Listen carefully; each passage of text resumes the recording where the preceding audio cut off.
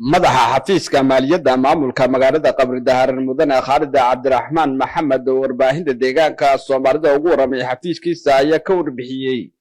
guud ahaanba waxyaabihii u qabsoomay sanadii hore ee la soo dhaafay 2015 dhinacyada horumarka noocyadiisa kala duwan waxyaabihii xoog lagu saaray ee u qabsoomay sanadkii la soo dhaafay waxa lagu fuliyay dhismayaal kala duwan hadii ay noqoto wadooyin cusub oo laami ah hadii ay noqoto wadooyin laamiga loo diyaarinayo hadii ay noqoto wadooyinkii hore la dayactirayo hadii ay noqoto dhismayaal waxa weeye dhankan xaaladaha dhankan kor lagu kobcinayo dhalinyarta magaalada in garoonkii hore magaalada iyadana deerin loo sameeyo isla markaana basketball cusub ama kolayga waxaan yiraahdo dhismo garoon oo kolay la sameeyo in magaalada Qabdahare iyadana lahaan jirin suuq aad u ballaaran iyadana loo sameeyo runtii adeega magaalada wax weyn ka bedeli doona waxyaabaha ugu muhiimsanaa ee koob ka ahayn laamiyada oo ilaa 2.5 kilomitir isku jira kuwa laami loo diyaarinayo iyo kuwa laamigooda dhameystiran isla markaana shaqooyinkooda inta badan dhamaatay waxa gabagaba marayaan hadii noqoto in si kooban in wadooyin cusub ee la sameeyo oo waxyaabaha wadooyinka gaabro kaliyaada ee dayactirka yiraahdo in iyaga dayactirka kala duwan kuwaas loo sameeyo si ahmiyada ama waxa weeye dhalinyarta magaalada waxyaabahan bulshada iyo waxyaabaha kala duwan iyo qaabka waxyaabaha noocaas loo jeediyo in maartay goroomadii magaalada ay ka sameeyeen ama kuwa cusub kulay waxyaabaha noocaas loo sameeyo suuqu laftirkiisu suuq aad u ballaaran oo waxa weeye adeega magaalada si weyn wax uga bedelaya miisaaniyada runtii markii suuqa si guud ilaa miisaaniyada 10 milyan ku dhawaad nagaga baxday suuqa magaalada oo hadii noqoto in maartay dadkii hiliblayaasha meelaha jooga soo dhaweeyo dadkii suuqa waxa weeye laami meelaha taagnaatii la soo hay meel hal santar magaalada la isku keeno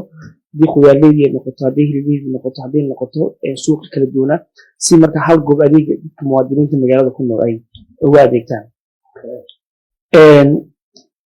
sanadkii waxyaabaha iyadana qabtay waxa kamid ahaa in biyagelin magaalada ilaa 5 kilomitir ku dhawaad iyadana in maartay xaafadaha magaalada biyaha sida fiican u helin in biyagelin kala duwan loo sameeyo si adeeg hufan oo dhanka biyaha la xiriira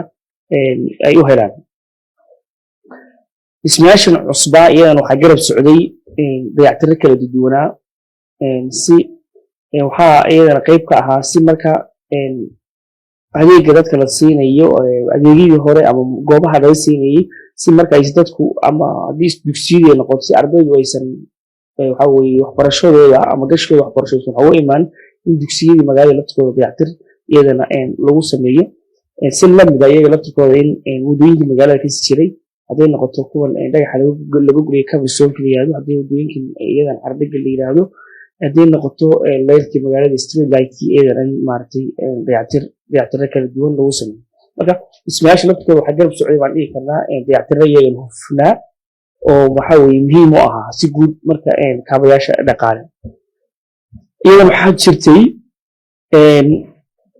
dhismayaasha iyo dayactirada iyagana waxa garab socday in iyadana bilicdii iyo nadaafadda magaalada in wax weyn laga qabto oo tusaalahan wadada halbowlaha waa magaalada in biro maartay waxaan yiraahdo birahan madowga fansiga waxa weeye dhirtana wax u taraya isla markaana waxyaabahan xayawaanka iyo waxyaabahan dhirtana wax yeelayaan laga baqayo wax ka laga deeriyay in drain laftikooda goobaha muhiimka lagu sameeyo isla markaana qaybaha kala duwan ee bulshadu xilliyo joogta ay waxa weeye hadii nadaafadda magaalada noqoto hadii drainta noqoto ay hogaamintii shacabka oo si wada jir ah u sameeyeen in parkiyo iyo kuwii parkiyada sii jiray laftikooda maartay laga shaqaysiiyo si waxyaabahaas dhismayaasha iyo dayactirada si guud magaalada sanadkii ugu dambeeyay hadda ay qabatay waxa garab socdayna in si shaqooyinka noocaas ah kuwa access leh oo muuqaal u noqdaan in qalabeennadii kala duwan iyo tababaradii waxa weeye dadka lagu kobcinayay si marka shaqooyinka magaalada uga socdaan iyo aragtihan dadku ay wada socdaan in shaqooyinkii iyo waxa weeye magaalada ka socday iyo dadka aragtihan ay wada socdaan si marka shaqooyinka noocaas ayagana waxa garab socday bay ahayd tababaro kala duwan oo garaadka shacabka iyo jihaan aan isku meel wada socono isla markaana meelihii muhiimka ama xafiisyada noqoto ama si guud in qalabeeno kala duwan maartay loo sameeyo marka guud ahaan waxyaabaha aan isleeyahay sanadka hadda dhamaaday muhiim bay noo ahaayeen ka magaalada qabdaar ahaan dhismayaasha kala duwan ee laamiyada ugu horeeyaan dayactirada kala duwan ee dugsiyada waxa weeye ay ugu horeeyaan waxyaabihii bilicdii nadaafadii laga qabanayay inta iyadana waxaa kuusii dheer iyadana oo xoogga la saaray ka mid ah barnaamijkii dalag iyo daryeel oo runtii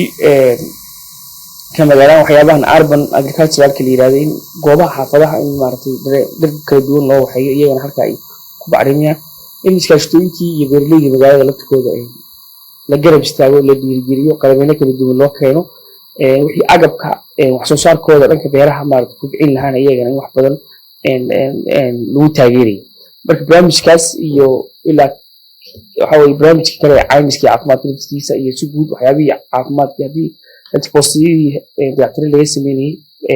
waxa weeye la qabanayay marka si guud caafimaadkii iyo beerihii iyo biyahana barnaamijyadii iyagana waxyaabihii xoogga la saaray ay qayb ka ahaayeen sanadkeega dhammaaday baan dhihi karnaa madaxa xafiiska maaliyadda maamulka magaalada qabridahar oo hadalkiisa sii wataa mar aan wax ka weydiinay sanadkan cusub ayaa sidoo kale sheegay waxa uu qorshaysan iyo weliba waxyaabaha diiradda lagu saari doono ee sida mashaariicaha kala duwan dhiraynta dayactirada iyo weliba dakhli ururinta ee u qorshaysan sanadkan cusub ee 2016 waa tirsiga dalka runtii sanadkan miisaaniyadkan cusub ee 2016 tirsiga dalkeena Itoobiya waxyaabahan leenahay ee ugu muhiimsan ayaan rabno inuu noo qabsoomo ama jihada aan u soconno sanadkan ayaa waxaa ku tahay kow